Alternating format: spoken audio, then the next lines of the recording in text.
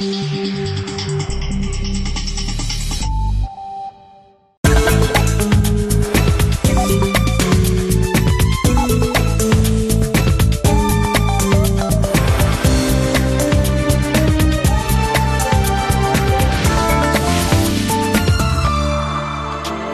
and a very warm welcome to Talking Germany, the show where we do just that. And our guest today is a man who is a prominent explorer and an expedition leader, but not, he says, an adventurer. So let me introduce you to Arved Fuchs. Hi. Arved, thank you very much for joining us here on Talking Germany today. Now...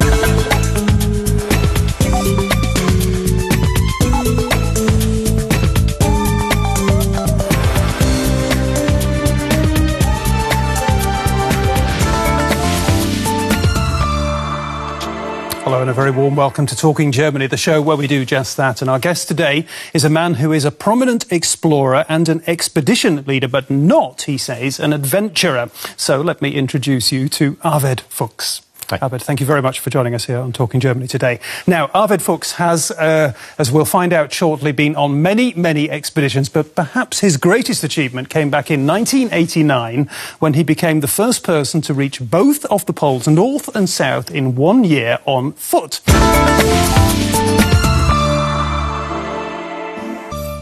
Arved Fuchs, in this age of satellite communications, GPS and all that kind of thing, why do we need explorers? Well, I think you got to be curious to find out about the nature, and just being out there is a lifetime experience. So, surely now it is the case that anybody can go anywhere. Yeah, but what really matters is the way you are going out there, whether you take a cruise ship or a plane and visiting various places, or whether you live out in the nature. So, I mean, if you just look out of a window and seeing the ice cap of Greenland, but still sitting in a climatized room, it makes a hell of a difference whether you are out there in 40 below minus and live there for weeks or for months, and that's the experience. The way you're talking, some people would think you sound like an adventurer, but you say you're not an adventurer. Why not? Well, I think the adventure is part of the whole thing. You got to be adventurous, otherwise you wouldn't leave your home country probably to go on a trip like that.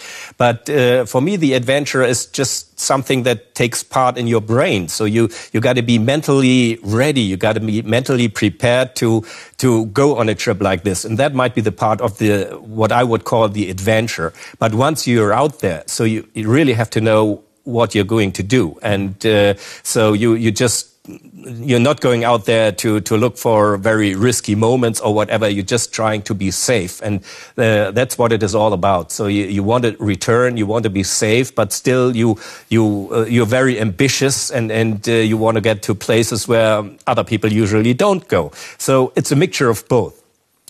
The adventurous Arved Fuchs, who tries to come home safely. More on the man and the challenges he sets himself. Arved Fuchs is known around the world for his wild expeditions and extreme adventures. In his sailing boat, Fuchs navigated through the legendary Northeast and Northwest passages despite sheets of pack ice. He even traveled across Greenland by dog sled, and he was the first person ever to reach the North and South Poles in 1 year using only his trusty sled. Fuchs was born in 1953 in a city north of Hamburg called Bad Bromstedt. His fascination with polar research started early. After an apprenticeship in the German Merchant Navy, he started studying marine engineering but never completed his course. In 1977, he launched his first expeditions to Labrador, Borneo, and Cape Horn. Arved Fuchs found he had a natural affinity for the cold and ice. His spectacular journeys to the polar region brought him international fame and attention. He continues to delve deeper into the world of polar exploration and pushed himself to the limit, which includes braving temperatures as low as 45 degrees below zero. Fuchs circles the North Pole in his newly renovated and specially outfitted sailing boat, the Dagmar Ain. But he's not alone. He always takes along a team of experienced professionals. Even his wife Brigitte, who's an architect, shares his passion. Fuchs searches for challenges. but he also evaluates the risks very carefully. It took him 4 tries to make the difficult journey through the Northeast Passage. Fuchs finances his adventurous lifestyle with help from sponsors, but he also relies on his books and speaking engagements.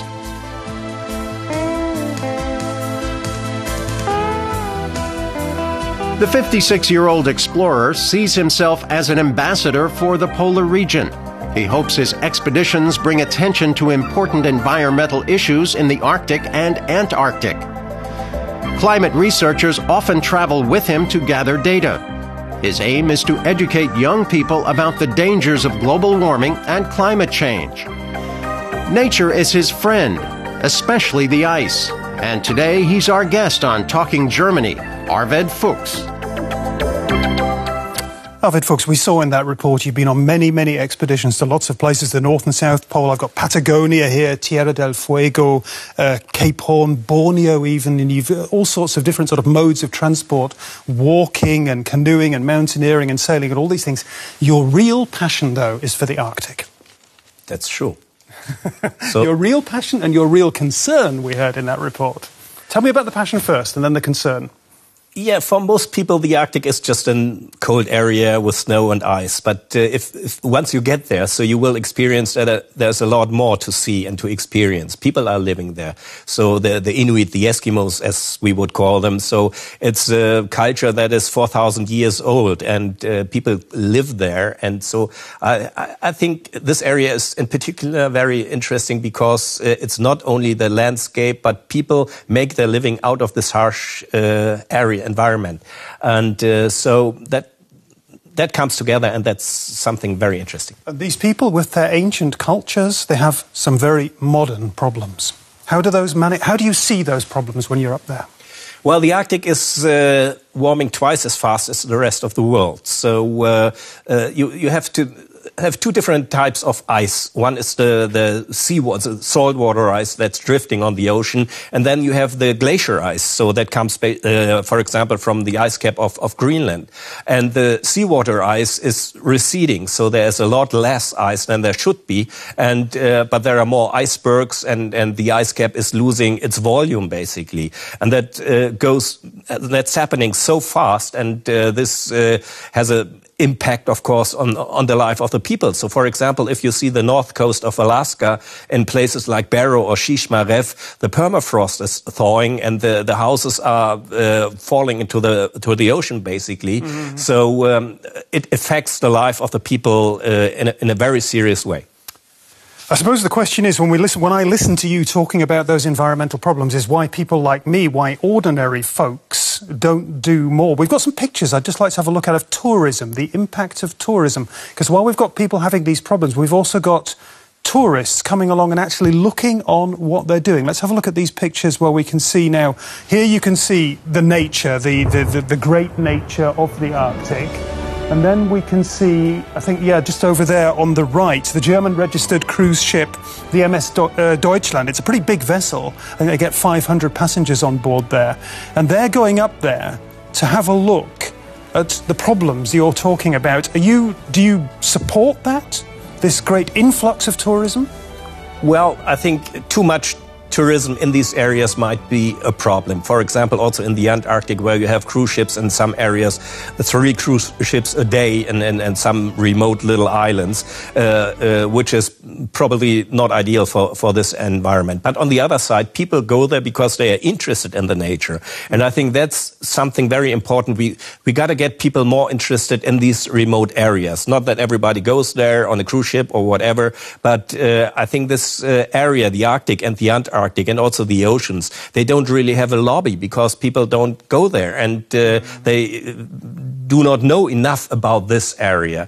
And so we are trying to tell the people what's going on there, and being a person that is capable to travel all over these places, and I've been doing this for 30 years now, or more than 30 years, so I can tell a lot of stories, and I'm just trying to tell people, you just gotta be responsible whenever you go out in the nature. That's the message, basically. Okay, we've looked at that cruise ship. Let's have a look now. Let's have a look at some more pictures. There are different ways of getting around the Arctic, of course, and we can see now on these pictures back in, I think it was 1988, you bought what was an old shark cutter.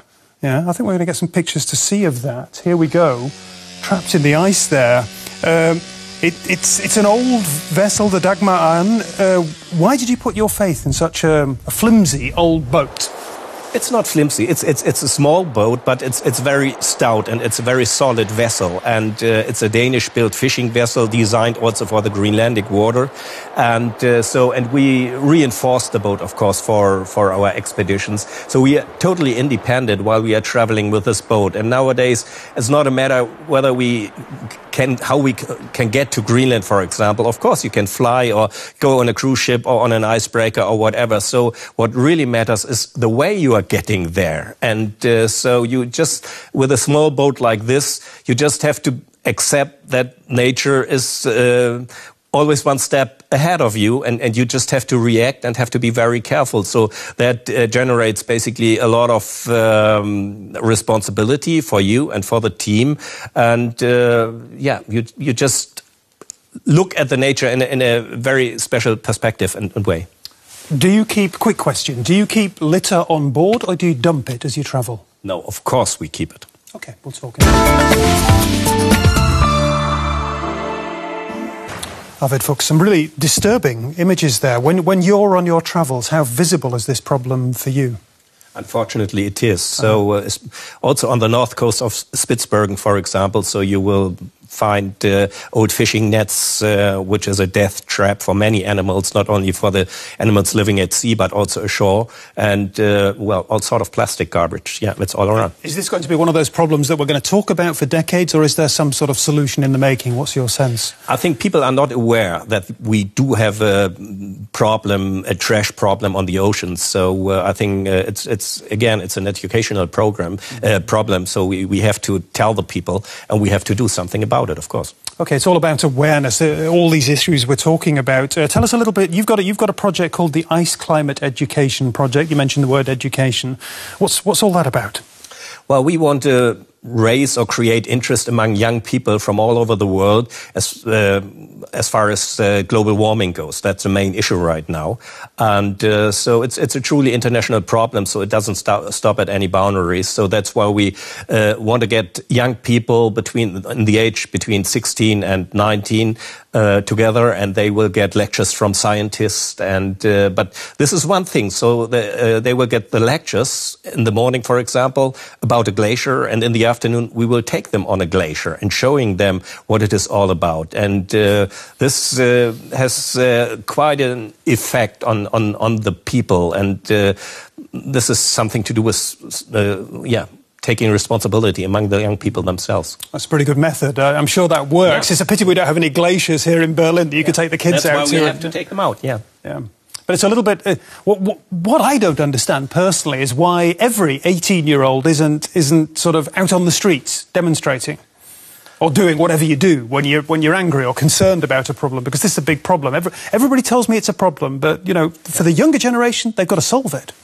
And it's about their future. So that's the major problem. They are not aware of it, and I don't understand really why in the educational programs don't pick it up, and that it's not a real part in the daily educational program. So they are not aware, and that's a problem, and we have to do something about it. Mm-hmm. Let's talk about yourself. Are you a good leader? Well, you got to ask my team, I suppose. I've got you here. No, I'm a team player. I like working in a team, really. And I think being a good team leader, so you have to be accepted, of course, by the team. And if you're not accepted by the team, you will feel it right away. So you have to make the right decisions, for one thing. But on the other side, you also have to accept that people approach you and saying, well, why are you doing this or that? And shouldn't we have reacted in a different way? And sometimes it's a bit touchy, so you don't like to be criticized, maybe. But you have to accept it, because this will, if people can criticize you, this will create also some sort of trust, and so they get the feeling that they are taking seriously whatever they say. And do you get angry sometimes? Oh yeah, sometimes you can't be everybody's darling. Oh, you're not the cool northerner through and through. There, people in Germany always talk about people from the north, which is where you're from, north of Hamburg, indeed. Yeah, being very cool and sort of, like a little bit sort of restrained. You have to allow emotions also, and have to be open-minded, especially if you live on a very limited space, on a small sailing boat or in a tent or whatever. So you can't pretend being somebody else. So you are what you are, and so this is what people see, and so you just have to deal with the situation anyway.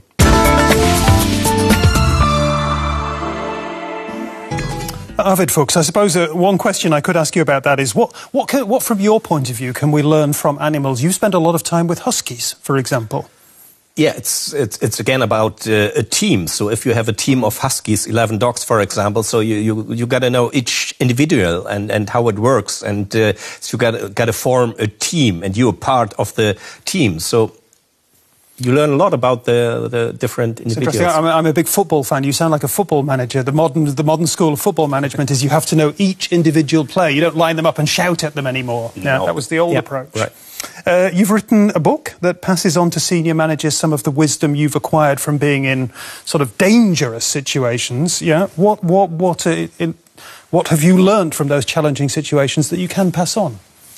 Well, you're getting experience to deal with these sort of experiences, so with these situations.